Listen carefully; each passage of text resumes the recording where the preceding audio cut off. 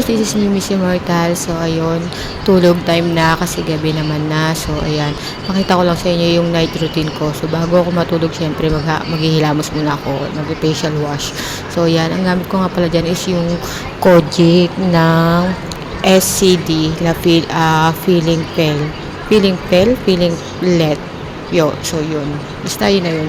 Actually, para siyang rejuvenating talaga siya, pero dati kasi Brilliant yung gamit kong rejuvenating, pero since sobrang mahal ng Brilliant dito, tapos meron naman tong feeling lotion na to. So eto, ginamit ko na rin siya before, so okay siya sa akin, hiyag naman ako sa kanya. So nung nakita ko kahapon ko to binili, so kaninang umaga is ginamit ko na yung project niya. Tapos panggabi kasi is yung ito, yan, yung peeling lotion na yan. Yan yung panggabi niya. So, once a day niyo lang siya gagamitin, guys.